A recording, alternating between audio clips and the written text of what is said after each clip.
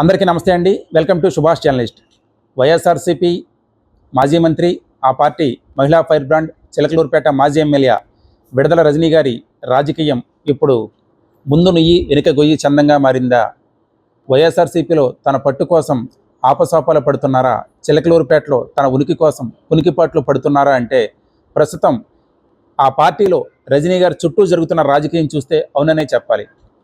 ఇప్పుడు నిజంగా చెప్పాలంటే 30-35 సంవత్సరాలు 40 సంవత్సరాలు కొన్ని పార్టీల్లో కష్టపడి 5-6 సార్లు ఎమ్మెల్యేలుగా పోటీ చేసి కోట్లాది రూపాయలు ఖర్చు చేసిన నేతలకు కూడా రాని బంపర్ అవకాశం రజనీ గారికి వచ్చింది. రజనీ గారు వైసీపీలోకి వెళ్ళిన 5-6 నెలలకు ఎమ్మెల్యే అయిపోయారు. 2.5 సంవత్సరాలకు మంత్రి అయిపోయారు. అది కూడా వైద్య ఆరోగ్య శాఖ మంత్రి. అలాంటి మంచి అవకాశం వచ్చినా కూడా రజనీ గారు సద్వినియోగం చేసుకోలేకపోయారు. నిజంగా అలాంటి అవకాశం వస్తే వచ్చినందుకు రజనీ గారు చిలకలూరుపేట రాజకీయాల్లో ఒక 20-20 సంవత్సరాలు పాతికిపోవాలి. వైఎస్ఆర్సీపీలో రోజా గారి లాగా ఒక 15-20 సంవత్సరాలు అక్కడ స్ట్రాంగ్ పిల్లర్ అయిపోవాలి. కానీ రజనీ గారు ఆ అవకాశం సద్వినియోగం చేసుకోలేదు. అందుకనే చిలకలూరుపేట నుంచి మొన్న ఎన్నికల్లో తప్పించి జగన్ గారు గుంటూరు వెస్ట్కి పంపేశారు. రజనీ గారు అక్కడ ఓడిపోతారని తెలిసి వెస్ట్కి పంపేశారు. రజనీ గారితో పోల్చుకుంటే గల్లా మాధవి గారు అంగబలంలో కానీ ఆర్థిక బలంలో కానీ ఏమాత్రం సరితూగరు. అయినా కూడా 53,000 ఓట్ల భారీ మెజార్టీతో చిత్తుగా ఓడిచ్చారు. నిజంగా రజనీ గారికి ఇది గౌరవమానం. గల్లా మాధవి గారు లాంటి ఒక సాధారణ మహిళ, అంటే రాజకీయం చెప్పాలంటే వానమాలు కూడా తెలియదు, అలాంటి మహిళ చేతిలో 53,000 ఓట్ల తేడాతో ఒక మంత్రిగా ఉండి ఓడిపోవటం అంటే గౌరవమానమే. సరే ఓడిపోయిన తర్వాత జగన్ గారిని బతిమలాడుకుని మళ్ళీ చిలకలూరుపేట వెళ్ళిపోయారు. కానీ ఇప్పుడు చిలకలూరుపేటలో రజనీ గారితో కలిసి పనిచేసేందుకు లోకల్ వైసీపీ కేడర్ ఎవరు ఇష్టపడటం లేదు. రజనీ గారు మంత్రిగా ఎమ్మెల్యేగా ఉన్నప్పుడు తెలుగుదేశం పార్టీ వాళ్ళని ఎంత ఇబ్బందులు పెట్టారో వైసీపీ వాళ్ళని కూడా అంతకు మించి ఇబ్బందులు పెట్టిన పరిస్థితి. అందుకే ఇప్పుడు వాళ్ళు ఎవరో కూడా రజనీ గారికి మేము సపోర్ట్ చేయము, ఆవిడ పార్టీ కార్యక్రమాలు చేస్తుంటే ఆవిడతో కలిసి వెళ్ళేందుకు ఎవరు ఇష్టపడట్లేదు, వచ్చే ఎన్నికలు ఆవిడకి సీట్ ఇచ్చినా మేము పని చేయమని చెప్పి ఇప్పుడే తెగేసి చెప్తున్నారు. కనీసం నియోజకవర్గం మొత్తం మీద ఒక 5-6 బలమైన నేతలు కూడా ఈరోజు రజనీ గారు వెంట లేని పరిస్థితి. ఇప్పుడు 2019లో రజనీ గారు గెలిచారు. అంత భయంకరమైన జగన్ గారికి గాలిస్తే రజనీ గారు గెలిచిన మెజార్టీ కేవలం 8,000. అప్పుడు లావు శ్రీకృష్ణదేవరాయలు గారి వర్గం, తర్వాత మర్రి రాజశేఖర్ గారి వర్గం, వీళ్ళందరూ కూడా రజనీ గారు గెలవాలి, ఇక్కడ ఎమ్మెల్యే అవ్వాలి, జగన్ గారు ముఖ్యమంత్రి అవ్వాలని చెప్పి ఖచ్చితో పనిచేస్తే వచ్చిన మెజార్టీ 8,000. కానీ ఈరోజు వాళ్ళిద్దరూ టీడీపీలో ఉన్నారు.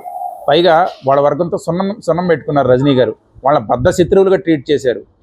అసలు రాజశేఖర్ గారి వర్గం అన్నా, లావు శ్రీకృష్ణదేవరాయలు గారి వర్గం అన్నా కూడా అణగదొక్కేశారు ఆవిడ మంత్రిగా ఎమ్మెల్యేగా ఉన్నప్పుడు. ఇప్పుడు వాళ్ళు ఎవరు కూడా రజనీ గారితో కలిసి పని చేయడానికి ఇష్టపడట్లేదు. చివరికి పోనీ వైసీపీలో ఉన్న కాస్తూ కూస్తూ ఉన్న మిగిలిన కేడర్ కూడా ఈ నాయకత్వాన్ని ఇష్టపడట్లేదు. అప్పట్లో మల్లెల రాజేష్ నాయుడు గారు కూడా రజనీ గారు వెంట ఉన్నారు. ఈరోజు ఆయన బయటకు వచ్చేశారు. ఇలా చెప్పుకుంటూ పోతే బలమైన నేతలు ఎవ్వరూ కూడా రజనీ గారితో కలిసి నడిచేందుకు చిలకలూరుపేటలో ఇష్టపడట్లేదు. సరే, ఇవన్నీ గమనించే ఇప్పుడు రజనీ గారు జగన్ గారి దృష్టిలోనూ వైసీపీ పెద్దల దృష్టిలో పడేందుకు సరికొత్త రాజకీయం మొదలెట్టారు. ఉంటే సెంట్రల్ ఆఫీసులో ఉంటున్నారు, వాళ్ళ దగ్గర కనపడుతున్నారు, ప్రెస్ మీట్లు పెడుతున్నారు, లేదా ఏ గుంటూరులోనే ప్రెస్ మీట్లో పెడుతున్నారు. మన అంబటి రాంబాబు గారు అరెస్ట్ జరిగింది, అక్కడికి వెళ్ళి పరామర్శించారు, అక్కడ ప్రెస్ మీట్ పెట్టారు. ఇలా జగన్ గారి దృష్టిలో పడేందుకో లేదా గుంటూరులో ఉండి అక్కడ జిల్లా నాయకుల దృష్టిలో పడేందుకో హడావుడి చేస్తున్నారు తప్ప చిలకలూరుపేటలో వచ్చి రాజకీయం చేయట్లా. ఇక్కడ ఎవరో కూడా ఆమెతో కలిసి నడిచేందుకు అస్సలు ఇష్టపడట్లేదు. సరే, జగన్మోహన్ రెడ్డి గారికి కూడా చిలకలూరుపేటలో రజనీ గారు అయితే కష్టం అని చెప్పి తెలిసిపోయింది. అందుకే రేపల్లి వెళ్ళమని చెప్పేశారు. ఈ న్యూస్ బయటకు వచ్చి కూడా 5-6 నెలలు అయింది. కానీ రేపల్లి వెళితే పరిస్థితి ఎలా ఉంటుందో కూడా రజనీ గారికి బాగా తెలుసు. అక్కడ అనగానే గారు వరుసగా 3 సార్లు గెలిచారు, మంత్రిగా ఉన్నారు. ఆయన ఢీ కొట్టడం అసాధ్యం. ఎక్కడో చిలకలూరుపేట నుంచి ఇక్కడే వ్యతిరేకత ఉంది.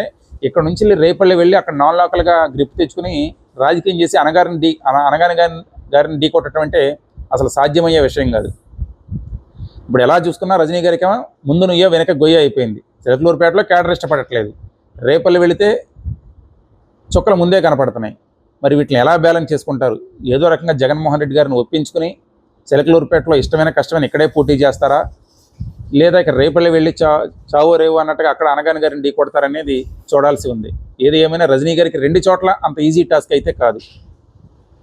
నా వీడియో మీకు నచ్చినట్లయితే ప్రతి ఒక్కరూ లైక్ చేసి మీ అభిప్రాయాన్ని నిర్మోహమాటంగా నిష్పక్షపాతంగా కామెంట్ చేయండి. నా ఛానల్ ప్రతి ఒక్కరూ సబ్స్క్రైబ్ చేసుకోండి. Thank you.